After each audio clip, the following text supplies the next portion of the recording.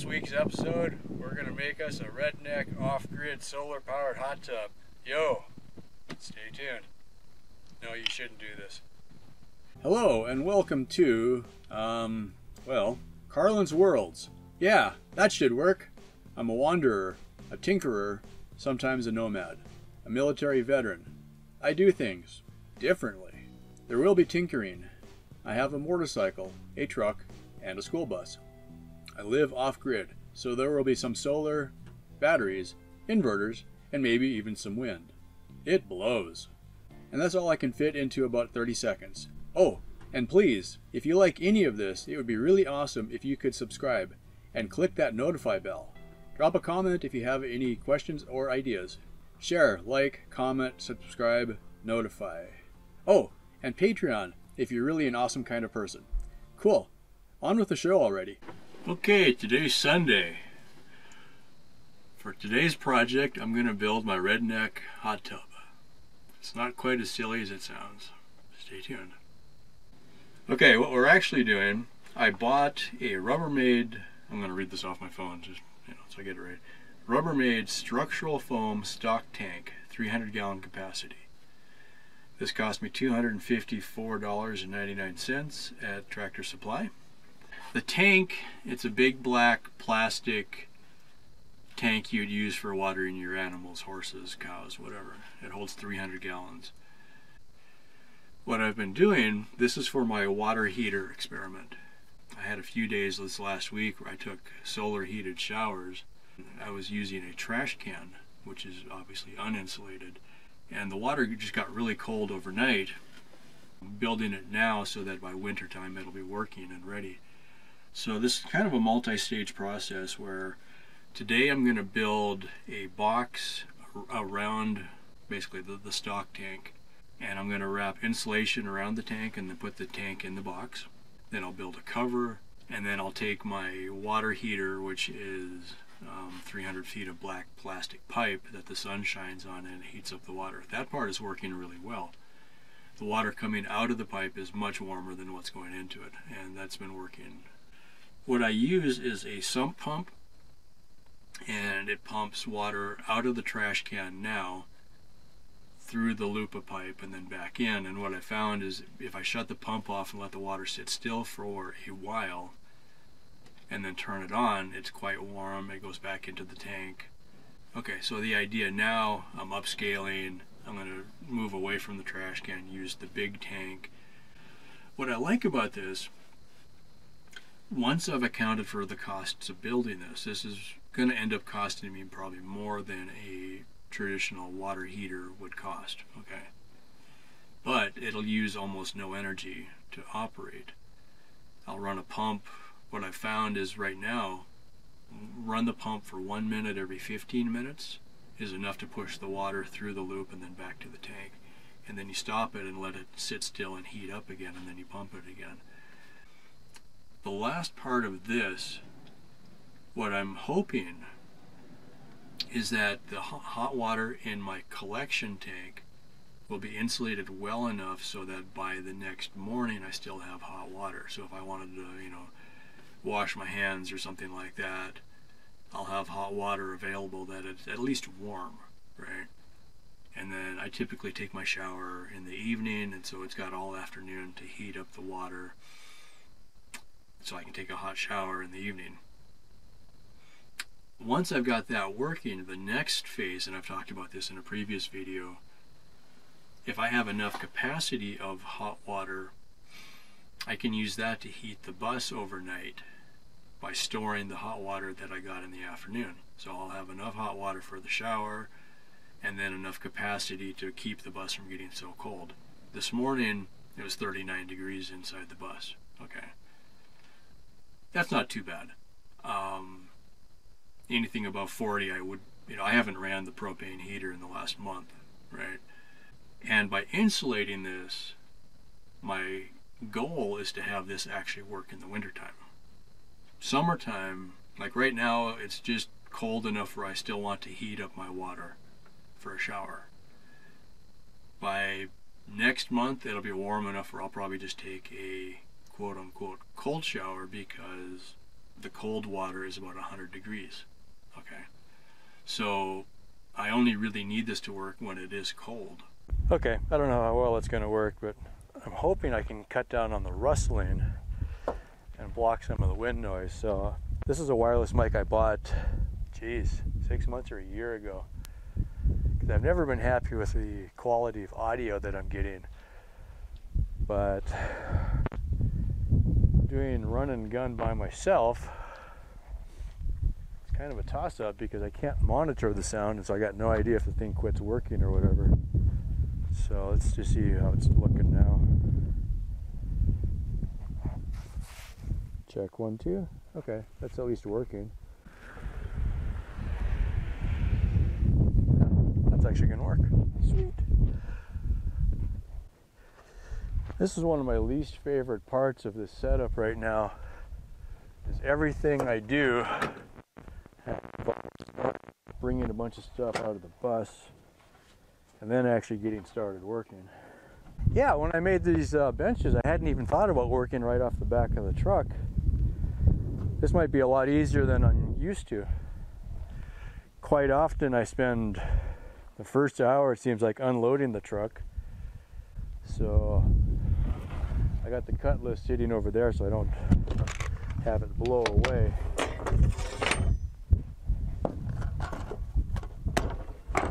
Check. Yep, works.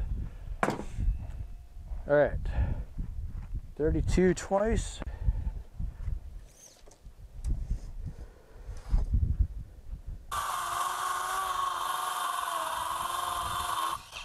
Yay, we got one. Second piece.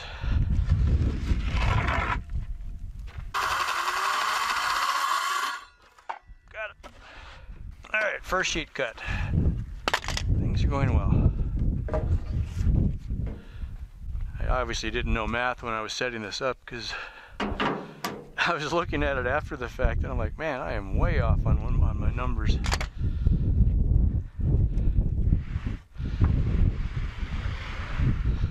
OSB and plywood is 4 foot by 8 foot, which would mean it's 48 inches wide, 96 inches long. I'm making 32-inch pieces, so if I go 32, 32, 32, that's 96. On my paper, I wrote down 32, 32, 16. I'm like, seriously? I used to be good at math. Well, I used to think I was good at math. I'm starting to wonder about that. All right, here we go.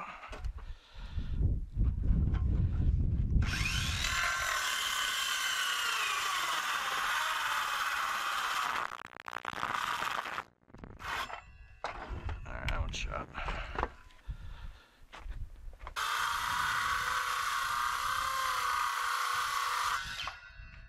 Okay, that's a good battery. The way I've been doing this in the past, conduit is relatively straight. I've got a line that's going to be where the house is. I know I'm going to be further north of that. Okay. So I just wanted to pick a random spot. So what I can do, set my framing square in line with the conduit, and then take the second piece of conduit, put it in line with the framing square.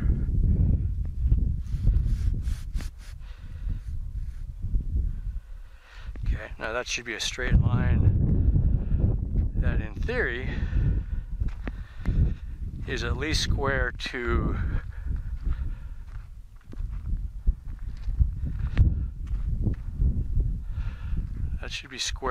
the bus, or it's square to the manifold, which I think is square to the bus. That was the plan.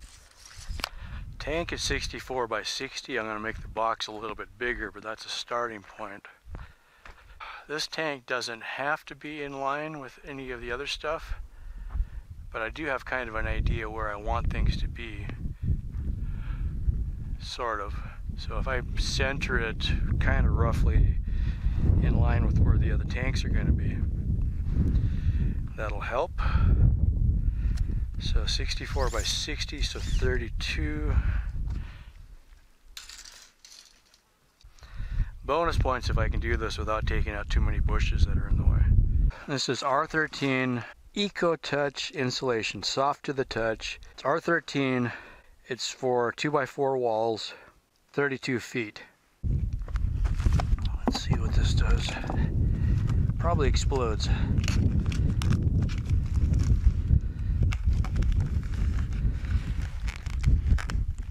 The old fiberglass was famous for making you feel awful and itchy. This stuff is supposedly not supposed to do that. I'll report back on that in a minute.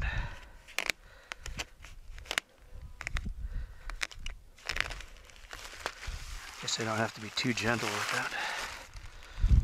I didn't bother doing any serious math here, which would have been smart.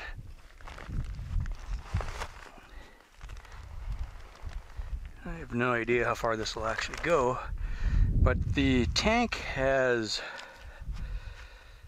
kind of a stair step to the design. So I'm thinking if I go around the bottom twice, that's where most of the water will be. It's a 300-gallon tank, so maybe I'll get 200 gallons up to the second step, something like that. I know it's not linear exactly, but it's a start. I know this is supposed to be friendly to the touch, I just don't want to touch it.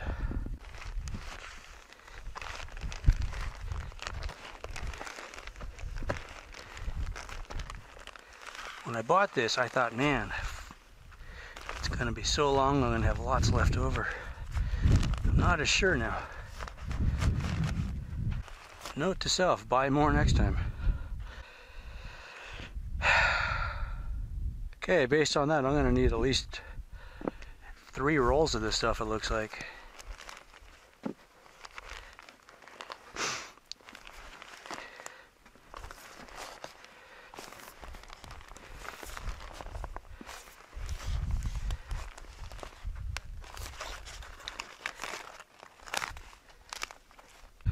Where did I start there?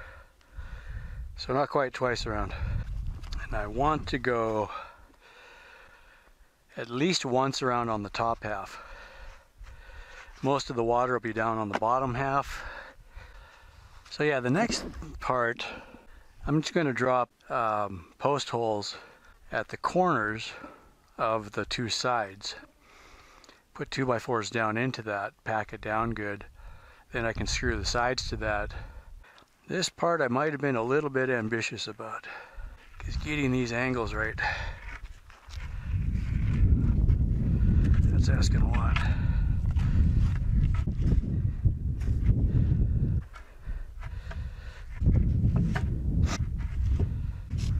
Yeah, I think that'll work.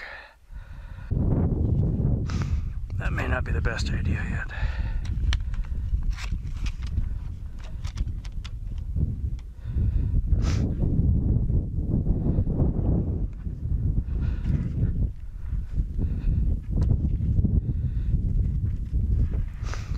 Wind is not going to be my friend today.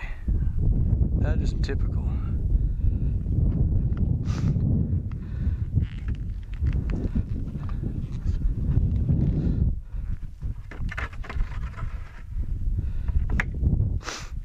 Ah.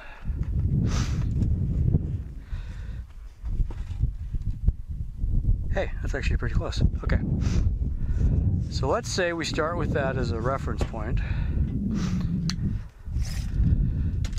We're out about 1.5 inches.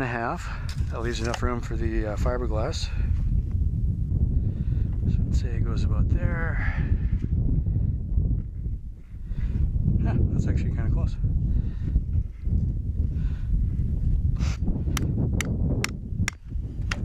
Glad that wasn't my head.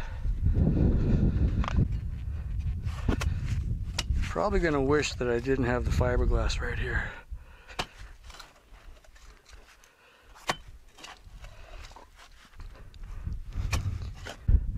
Green edge top.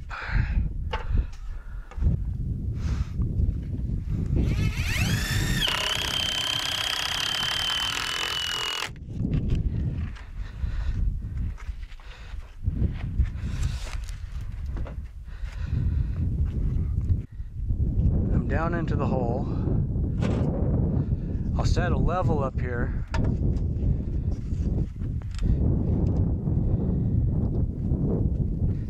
I can set that side, just kick sand back in the hole.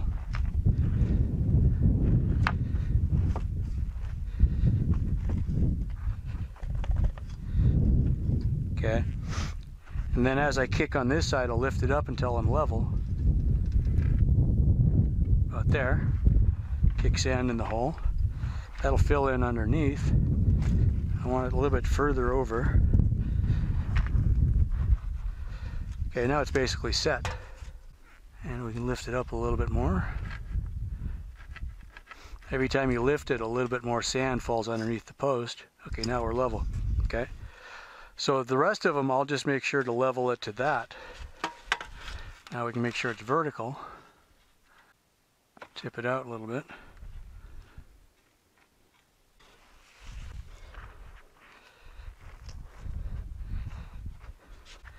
This is the same process I used for my windbreaks. Fence post, digger, dig a hole, drop a 2x4 in it, level it. That's basically it. Last part, grab a 2x4 and just kind of pack it down. Over time, these tend to set up anyway.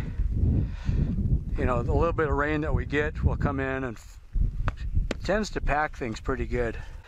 Once I put here's the thing, is there's going to be a piece of styrofoam laying down across this that I can just rough in. It's just got to make pressure on the edge all the way around. I'll maybe even put a piece of weather stripping on there, set it down there, and then we're good. I don't want it to be super well sealed because it needs to be able to vent. As it gets hot, it's going to expand. So I'm not going to this is the reason I went with this kind of a tank. I needed access to it. I didn't want to use like the IBC tank with a screw on top. I needed it to vent. So if I left it a little bit loose, it would work better for me. Plus this way I can get in, clean it out once in a while. Plus if I decide to, I can jump in it, you know, enjoy my hot tub here, that kind of thing. So I needed something with an open top, and so that's why I went with this one.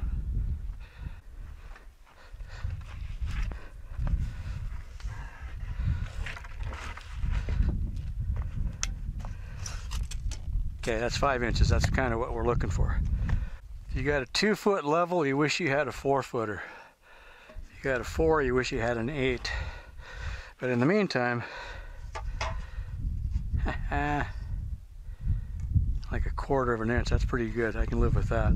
But I know what's going to happen is, as soon as I start leveling it side to side, I'm going to drop a little dirt in there and I'll be off anyway. Yeah, like that one's just right on. How about that? Completely lucky. Okay, so that's good. Now that these 2 posts, or even with those 2, I can just level my way around and they should meet up on the other end and we're good. Okay, I couldn't find the 2x2, but I did find an old shovel handle, so that'll do. What I found before, yeah, if you can pack what's in the hole first and then dump another few inches, do it 2 or 3 times, locks it down pretty good.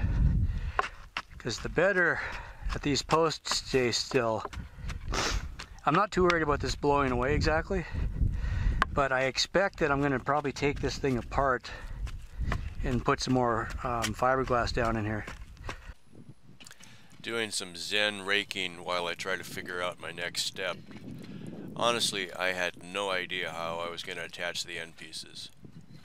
It would have been much easier to just build a square box, but the tank was mostly round, and that would have left a lot of empty space in the corners.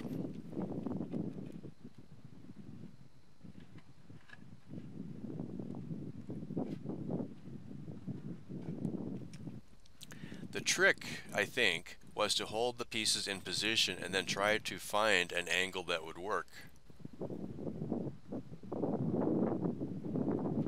How am I going to do this?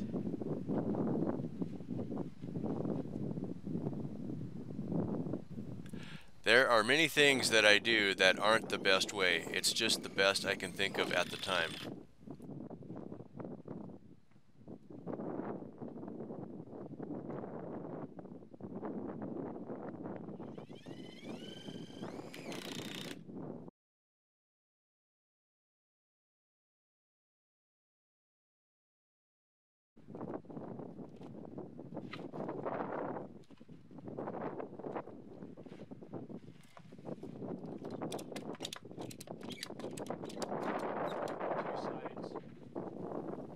This was one of the ideas that did work. The end centerpiece should be square to the sides. But how do you square to a circle? Maybe 135. Okay, it actually took me a couple tries with the protractor, but I got that part nailed down. That angle will work. This hole down here was tighter before I lifted the end up, so basically I'm going to have to... I'll probably put one screw in each end of this. I'm going to make 4 on each end. I'm going to get this side made, make a template from that, see if it works on the other end. That should get my angle set though. And I'm going to pull this end back a little bit. Just to have, if I want to have enough room to get the insulation down there. Alright, using the template that I made, this was the first line, it was close, this one seemed closer. I checked it on another blank, drew it one way, and flipped it around and drew a second line, and they're almost parallel, so that's close enough to the right angle. I can cut the same one twice and use both halves. So that's a blank. Save that for the other side for a template, see if it's close on the other end.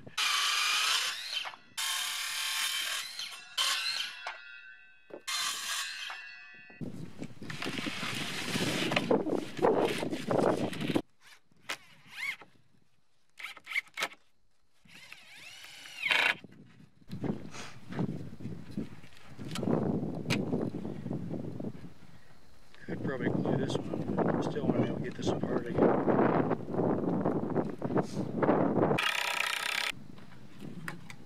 Long pause while you figure it out.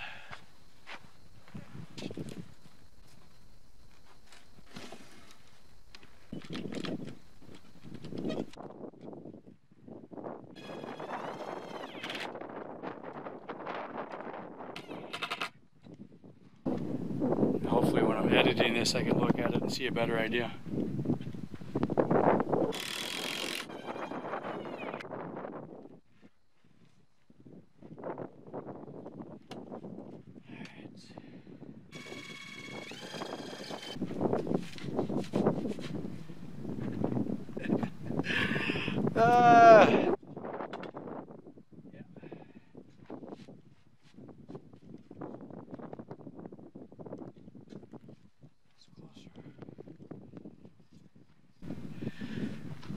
Future self, this is a bad idea. Don't do it this way next time.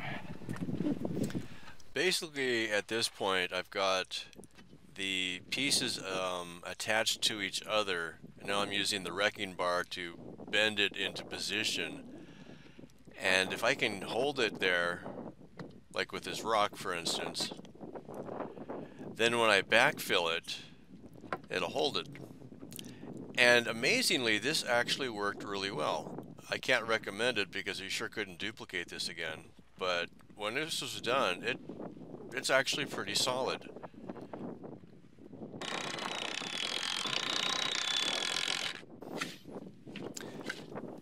I find that shoveling the dirt up against the sides really helped hold it in position, and then a little bit of raking again when you're finished and makes it look nice. This actually worked out pretty well. Well, that's about it. Thank you so much for watching. Yeah, that should work. Cool. I do things differently. Oh, and please, if you like any of this, it would be really awesome if you could subscribe and click that notify bell. Drop a comment if you have any questions or ideas. Share, like, comment, subscribe, notify. Oh, and Patreon if you're really an awesome kind of person. Thank you so much for watching.